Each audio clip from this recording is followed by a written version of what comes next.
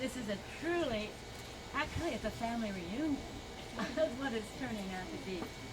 But so many came from so many different places. And I just thank everybody because I had an amazing husband and he needs, I think, a little recognition. I'd like to start out by saying I have been so privileged to be married to the man I married for 67 years. We had, in all those years, I never heard him say a swear word.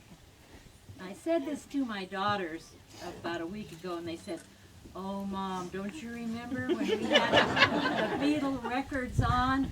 And he said from the kitchen, "Will you turn off that damn Beatle record?" So I heard it vicariously from them that he did use that word occasionally. No, once. No, just once, as far as I know. And we turned off the record. I'm so glad. I'm so glad. He always would say, if somebody used the wrong word, he'd say to himself and to me, "That's poverty of language. We need to speak well when we're talking to people and we're talking about things." So it was very important for him. I'd like to, up on the wall around here, you'll see messages and poems that my husband wrote me over the years of our marriage. I have a box of over 200 that you didn't even see, but I did pick out some. We didn't give each other presents because I never wanted jewelry and I never wanted anything that died. I would like plants, that was okay, you could do that. But I didn't want a lot of stuff. Occasionally, maybe an electric, an electric You knife. guys would go get a vacuum together or something like that. Yeah, if we had to have a vacuum, we'd go together. Once in a while, he would look for something. If he broke a dish, he'd go out and try to find a match for it. I said, "It doesn't matter, dishes can break." But he would write me a poem for Valentine's Day, Mother's Day, birthdays, and Christmas. And these are just a few. Sometimes he even wrote one on a napkin one time. He wrote them on anything he could find, he would write something. If you have a chance, read some of them, because this is a first. Nobody's read them before, so you can read what somebody who loved his wife says to her every day of the 67 years.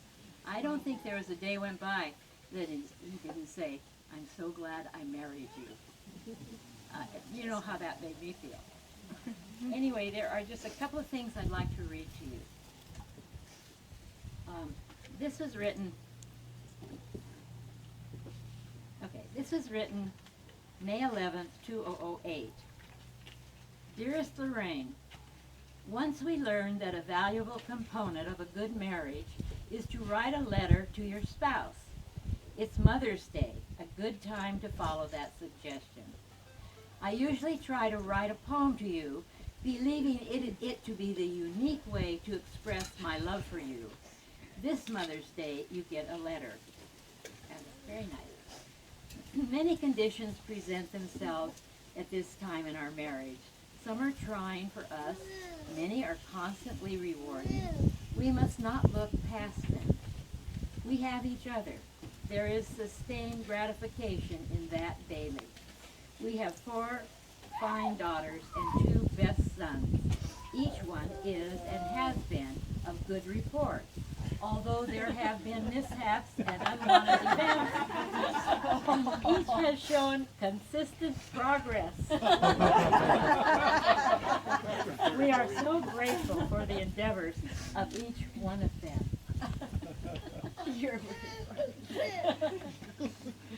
We live in a sunny world, finitely and spiritually.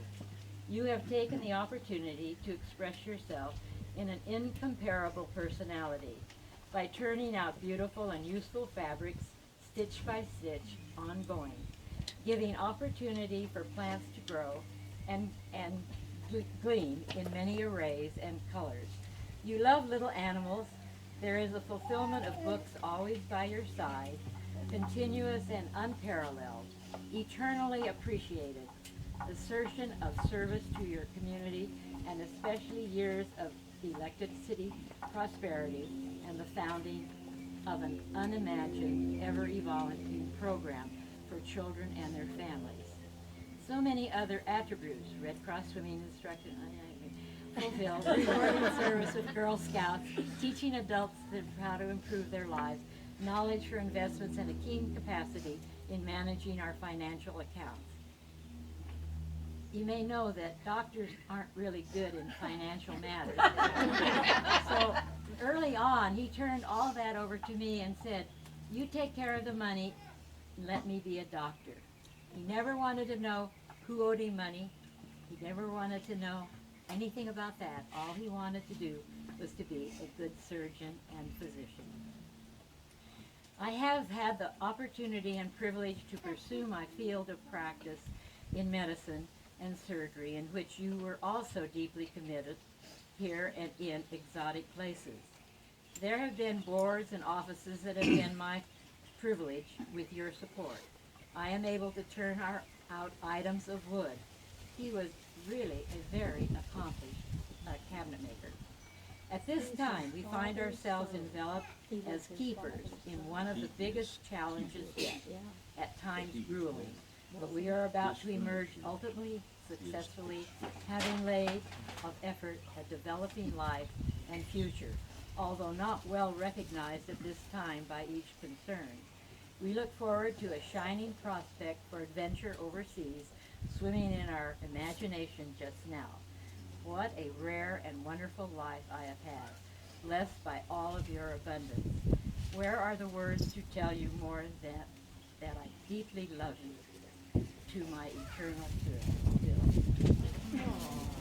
I love that letter. That was a good letter. Hang on to that letter, please. Don't you dare. There's one other letter. I can't tell you, I've received countless letters and words from people who have had encounters with Bill over the years. I'd like to read at least one from, this one is Pat Boyle, who came to us. She had 4 children, a husband who was struggling at the time. We were in need of an office assistant, a front office assistant. She said, "I know I can do it," insurance forms, all that sort of stuff. She says, I've taken a class at Palomar College, and she says, "I know I can do it." We hired her just because she was wonderful. She just came across so beautifully. They became very good friends. She worked for us for 5 years. This is what she says about it. She says, "Dr. Boyce was always kind and considerate. Whether the patient was in work clothes or a suit and tie, all dressed up or not, they all received his total attention. He listened to all very carefully. He also carefully explained what the patient needed to know. There was no carelessness in his patient care or conduct. This brings me to a personal testimony. When my husband had abdominal pain and went to see Dr. Boyce, who ordered lab work and showed a slightly elevated white count, indicating infection and maybe appendicitis. Early the next morning, Dr. Boyce called and said he wanted to see my husband again and to go to the lab and get another test as he wanted to check the white count. Dwayne did that, and the lab called over to tell Dr. Boyce that the white count was the same as the afternoon before. Dr. Boyce said, "I'm taking him to surgery." He was thinking appendicitis, but in surgery, he found some leakage and peritonitis from the intestine, and later found the reading he got from the lab was from the day before, and the white count was elevated from the previous day. Dr. Boyce had made a good decision, and we are so thankful. I learned so much working as his secretary. He would ask me to do something, usually prefaced with, "when you have time," or I think it would be good if. I carried those words into my own life, and they have served me well. He also used thank you often. All we knew Dr. Boyce admired and appreciated, all who knew him. He was devoted to his wife Lorraine and their family, Pat Boyle. And one last little one. Let's see. Oh, no, that's not the right Oh, one. do you have the one? Oh, where's the email? You know the email? Where'd that go? We can tell the story. Just tell it. The email, you don't even know the nurse, I don't, but is it just on the table in there? yeah, there's Well, so I many. can tell, I know the story by heart pretty much. Yeah. Which one? About the nurse that had it. Yes. The nursing student that had, she was single with 3 children, and her boy had a lymph node, and they were concerned about it, and so she came to Bill and asked him about it. Well, he found a bug bite and started her on medication, and she said, I don't have the cash to pay you. And he says, you don't owe me anything, just go home and take care of your boy. And she wrote this, that was how many years? 36 years ago or Yeah, so? 36 years ago. And Oh, she's been a nurse the She whole time. became a nurse and she had a 36-year Nursing career. And she said she never forgot how kind and how careful he was with his patients. And she always thought, as a nurse, if she could emulate his approach to patients, then she'd be a good nurse. And she had a 36-year career. And she never forgot him. I do not know who this woman was.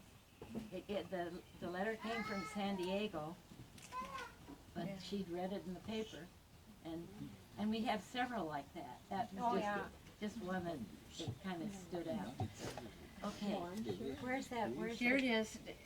Dad, we're going to use this as our talking, since it's called a talking stick or talking feather. Dad made this out of scrap wood. And Adam, where's Adam? What did you call this? No, I think he called it. I was some sort of dodecahedron or something. It's not that. We tried to count the sides, and we counted 13 sides. So What do you call that? we don't know what it is. A 13-agon. 13 13-agon. This is a 13-agon. What we'd like to do, We'll start. we'd like to hear from anybody that wants to talk. This is a celebration. We may be here till midnight, I don't know. But who would like to start? We want to start here. Should we? Yeah, yeah, let's start first and I then. just have some memories. I remember waking up and smelling fresh buttermilk biscuits. That, and I'd go in the kitchen there. He'd have on his apron, and some mornings it would be waffles, and it'd be waffles with like corn or nuts in it. And then the other thing was buckwheat pancakes. And I never thought, liked them. One of my girlfriend's father would make buckwheat pancakes, but you know what? They were good. I didn't like them.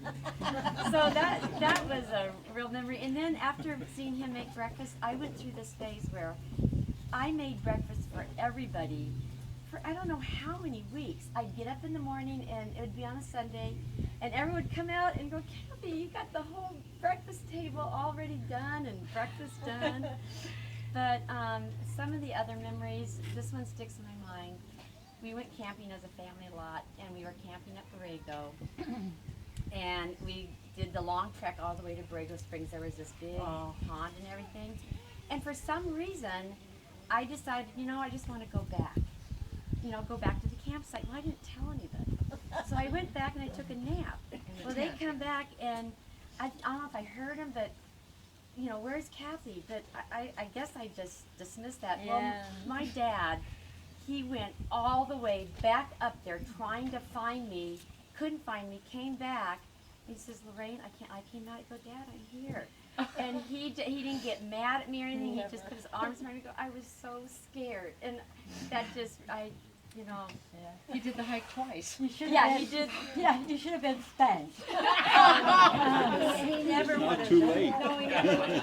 I know. And then there's one other story. I remember in the backyard, I was always a nurturer of like rodents and mice. Oh, And, yeah. and I picked up, I don't know if it was a rat. It was a rat. The cat had it.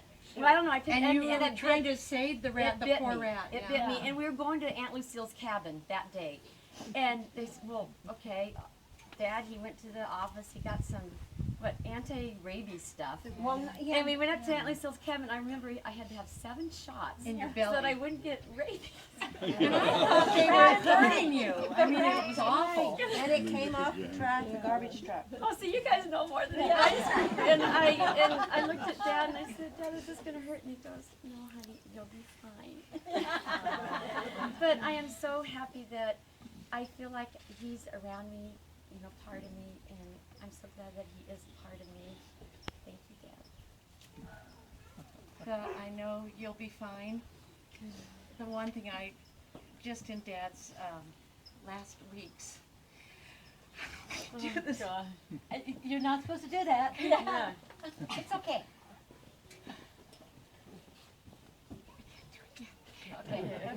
Okay, compose yourself. Yeah. Oh, a lot of my memories were that he and I we would fix doors and, you know, put in locks on the door, and I would help him, and I would hand him the tools and that kind of stuff when we were quite little. And then as we grew, I spent a lot of time, I learned a lot about medicine by just talking with him. But the biggest time that I would talk to him is we would be on road trips, and it would be night, and, you know, everybody would be sleeping, and I sat between Mom and Dad. And sometimes we would be driving late into the night.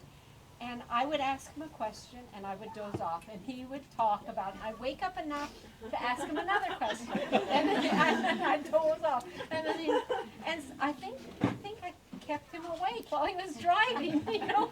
I mean, that makes me feel good that I was able to keep all of us safe. And then another thing is, that, you know, I was going to go.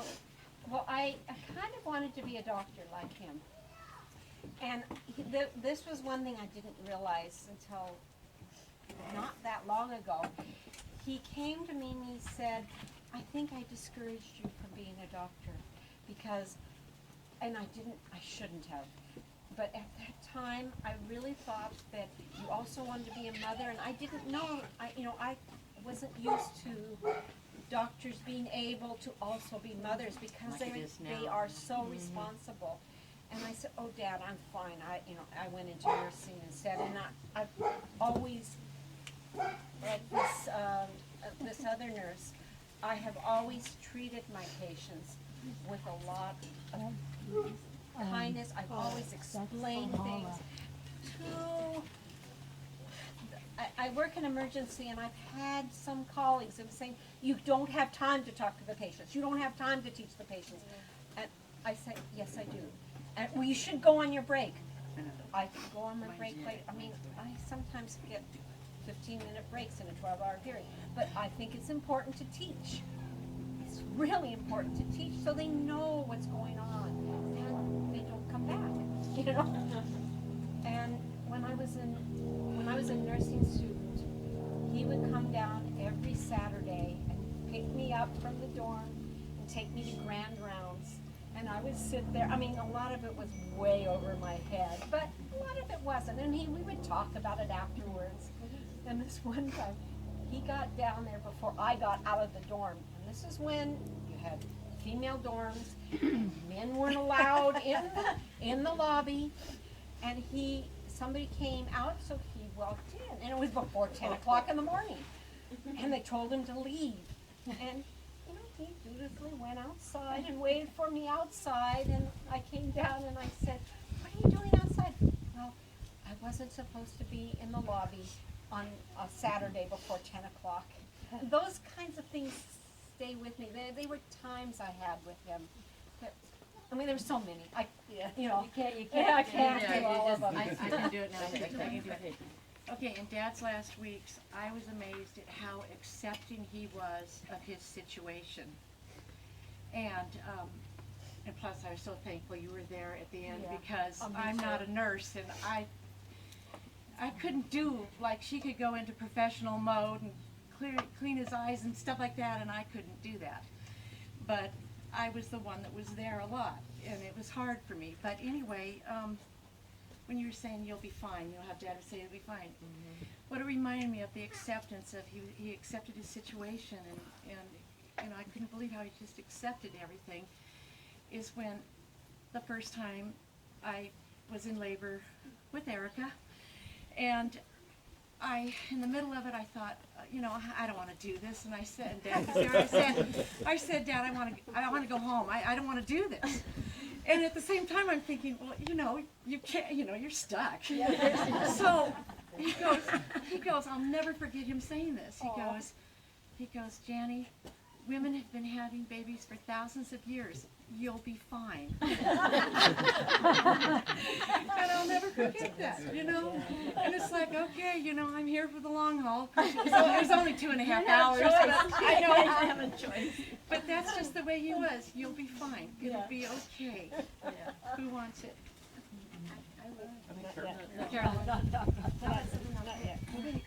Sharing a bedroom with Kathy, Dad would come in to kiss us goodnight, and I remember praying for his 6 patients instead of sick patients. And I always thought it was 6 patients. 6 patients. And he would rub our cheeks with his beard, but it wasn't a beard, it was just stubs. And I'd go, hurt. "Ah," And on the eyelid, So- too. But we'd always have a prayer with him. It was really, really special to pray with my dad. Oh, Lily. And then when she fell, I hope she's okay. And then I don't know how old I was, but the little candy corns were so perfectly shaped to fit into the nose.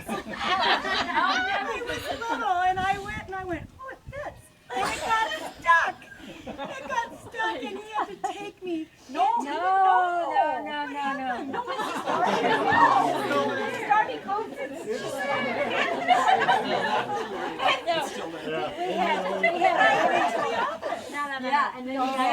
I remember going to the office. No. What happened? No, that's when you got your stomach pumped from aspirin. I have to tell you. The rest of the story. I was working in the office with Dad when Mrs. Darby, we had a wonderful Mrs. Darby, she's just like a grandmother. She called and she said, Carolyn has put a corn candy up her nose and I can't get it out. And so Bill listened, he said, just wait a little while, it'll melt and it'll come out. And it did. And he said, just call us back when you see it. And it came out.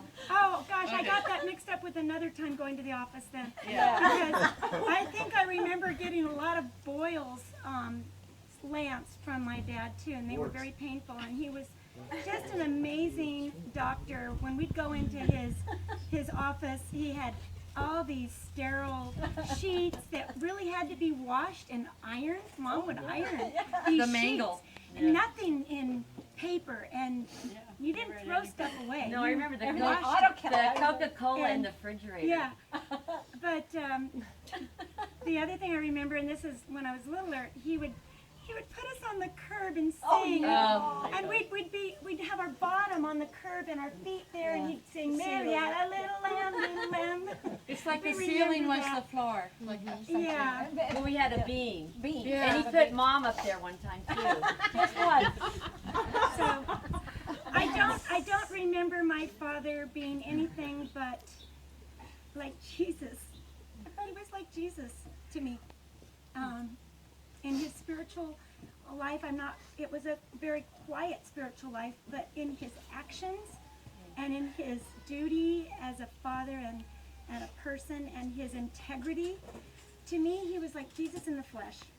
And he still is. I think that when I go to heaven, if I do, I'm going to say, gosh, Jesus, thank you for sending Jesus to in my life. So, that's how I I felt. want you real kids to go first.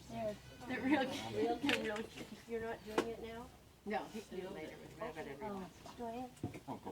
Me? Oh, all right. Never. My sister, Bobby. Yeah, and she's 17 years, I'm sorry, older than me.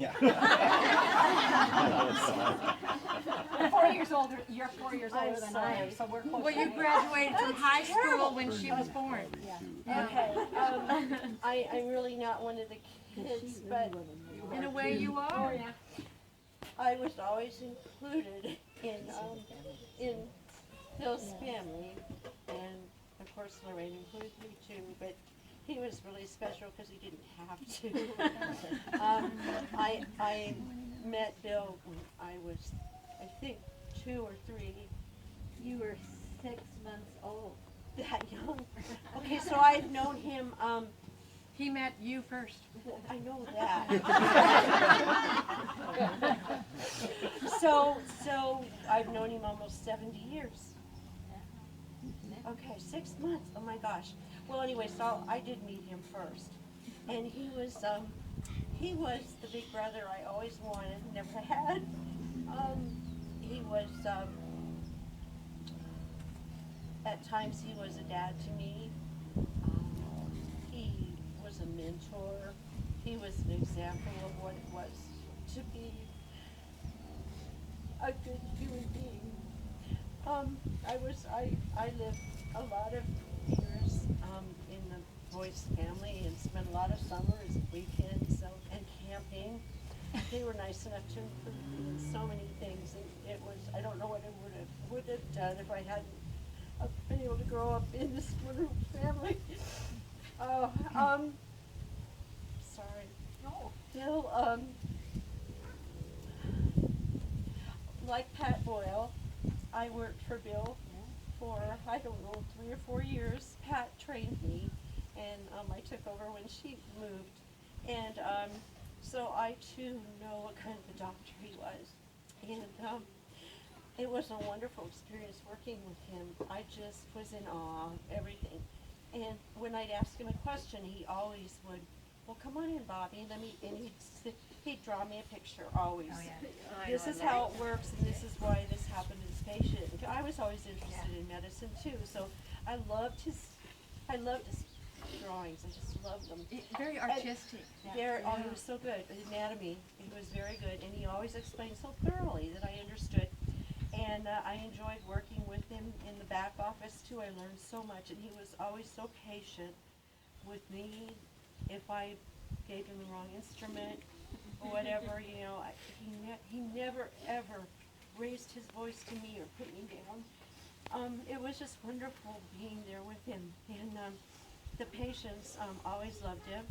And one of the hardest things I had working for him was getting him moving. To the next. We had 2 rooms for patients, a surgical room and another overflow room, and it was hard for me because he never shortened his time with any patient. He always gave his all. It didn't matter who was out there waiting.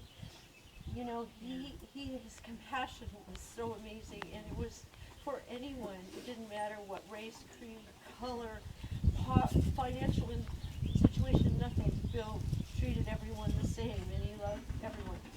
And I used to have to go in, I'd knock on the door and I'd say, Dr. Boyce, Mrs. Green is here, and I put her in the next room. And like it's, 40 minutes, she's been waiting, and I've been trying to, oh my God. His answer was, you're booking patients too close. So I want at least an hour and a half with a patient on the first visit. Believe for me, a physical. if I could have done that, I would have, but we needed 2 of him, I think.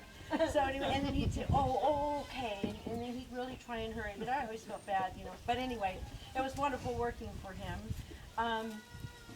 And as a unruly teenager, he was the most patient, understanding brother I could have.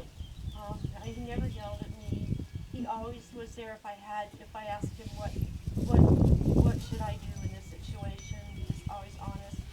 one of the things I remember most, I went to a church seminary for 2 years, my junior and senior year before school. I had to get up at, I was an ungodly time. She lived with us 4:30. at that time. I lived with them for almost 3 years. And Bill never once wasn't there to make me breakfast every single morning at, Did you God, really? 5 o'clock. Before seminary? Yeah. Uh-huh. Oh my God. Every morning I got breakfast, and he never missed. He wouldn't send me out the door without breakfast. And I didn't want breakfast. I just wanted to do my hair and look good, and but I had to go out there and have that breakfast. But now I appreciate so much what he did. He never missed. I got a good breakfast every morning.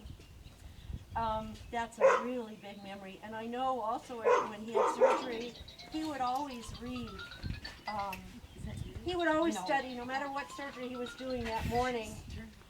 I'm trying. I know, Bill, you don't like him either. Hold the top of Put it. it on Yes, it's silent. held it. Push the top of the button, the power button. Sorry, it's a robocall that I get every. It's okay. It's okay. Where was I now? How dare it? Where was I? I don't know, but maybe we better. Surgery? I know. Okay, I just want to. Okay, I do want to stay. I know, and I'm really bad at this. I am. I'm sorry, Lorraine. I'm very bad. I have. There's so many things I could say. I know, you go. I'm loving it. I do want to say one thing. One of the times when I was there for the summer, and I was there for the summer, and Bill said, "What?" Oh, I do want to say this. That's what. Every time before a surgery, he always read up on that surgery. Oh, yeah. And Yeah. even if he Pray, had done it too. and pray, even if he had done it 100 times or 200 times, it didn't matter, just to refresh himself. And he still did that while I was getting my hair ready for the day and cooking me breakfast. Will never forget that. But anyway, okay, this is the last. When I spent the summer there one time, and I was going back home to Hollywood, and Bill said, "Okay, Bobby, what would you like for your last meal?" And I said, "I want a nice juicy steak."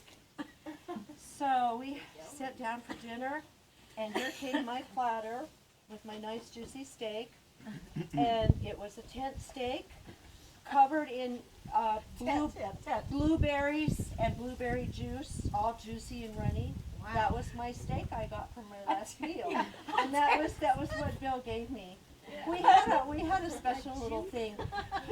I don't think everyone always saw his sense of humor, but boy, was it there. Yeah. And Oh, I yeah. loved it. And I just want to say, Bill, and he was an uncle to my kids. And that was wonderful. I just want to say, Bill, I love you so much, and you'll always be with me and my family, always, forever. And I thank you so much for being there for me. That's all. Okay. All right, Mom. Are you ready, Dwayne?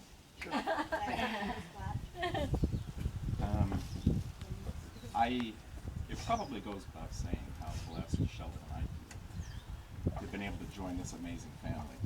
It's not just him, the fathers, mom, girls, everybody, and what a blessing in our lives. I remember the first time I saw him, I was 11 maybe, and I thought he was an intern. He was walking to a hospital. I thought, there goes an intern off to the hospital. And 3 years later, he was my dad. It's an amazing, amazing thing. I'll just tell you two things to illustrate two qualities. Sheldon and I loved to play basketball, and he would have any number of ways to give a gift to somebody. But one Christmas, early on, he went to the trouble of designing a portable basketball hoop that could be rolled around, and yet when it was propped up, it was firm, solid. He went to a welder and designed this thing and created it for us. And that was a Christmas gift. Now, I hesitate to say this in front of my own children, because I've never done anything like that with them. But I'm blessed that he did that for us. More meaningful at the time, more meaningful now. The other thing I'd like to mention is this. Bobby mentioned being an unruly teenager. No one was more unruly than I was. And I remember, I didn't finish my sentence. No one was more unruly than I was other than Sheldon. But I won't give you the details, but I'll just tell you this happened one time.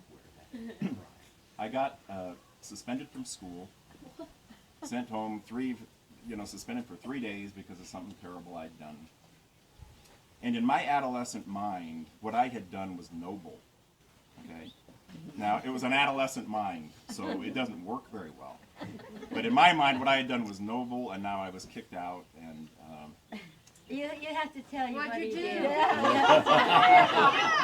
You really want your kids to know. Your kids are all right there.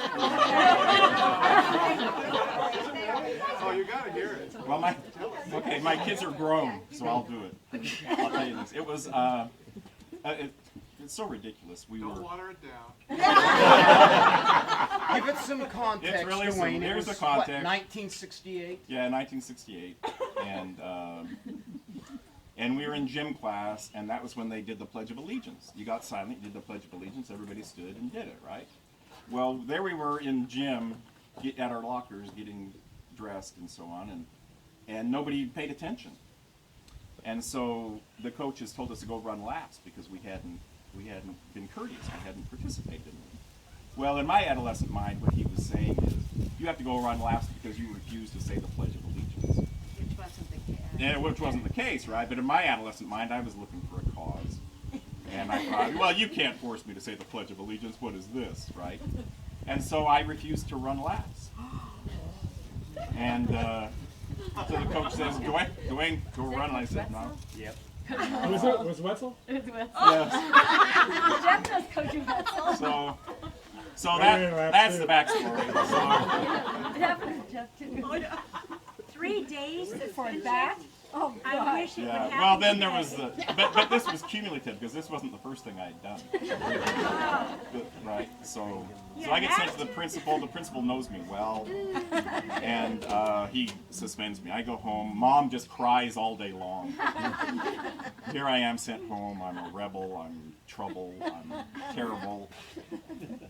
I don't blame her. And so then Dad came home that night, and I thought, oh, what's this going to be like? So we sat in their room on their bed, and he asked me to explain. And so in my adolescent mind, I explained. You can't force people to say the Pledge of Allegiance, and that's what they were making us do, and so I wouldn't do it. And he said, oh, so you thought, no, like that, huh? And I said, yeah. And he said, okay. Okay. And then we stood up, and he hugged me. Yeah. Wow. And I didn't deserve any of that. I didn't deserve any of that, but I got it. And so there's no mystery when you hear me say that I love him. And what a blessing in my life. He just hit it, at least for the two of us. We didn't deserve it, but we got it.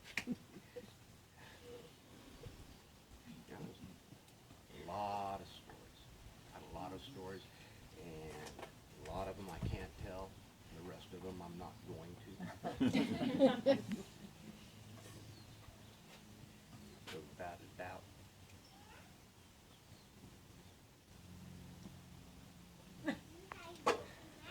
Mom and Pop saved our lives.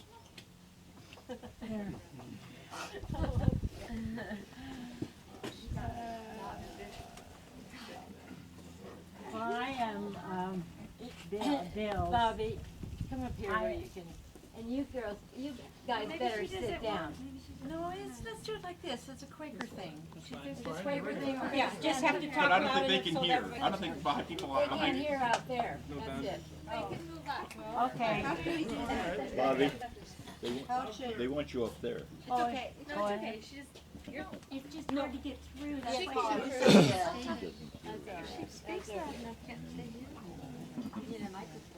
Yeah. I think you ought to sit down. I think that's true with her. I am Bill's sister. Everybody calls him Bill. And my sister calls him Dillard, and I call him Bill. I've always called him Bill. He was a great brother to me. He always has been. We had many, many good times with Dill and Lorraine up in the Mountain House, and also in Escondido, especially good dinners. And the ones I remember the most were Thanksgiving dinners, where we shared food, and it was just wonderful being up there in the mountains with them. And he even performed 2 operations on our family.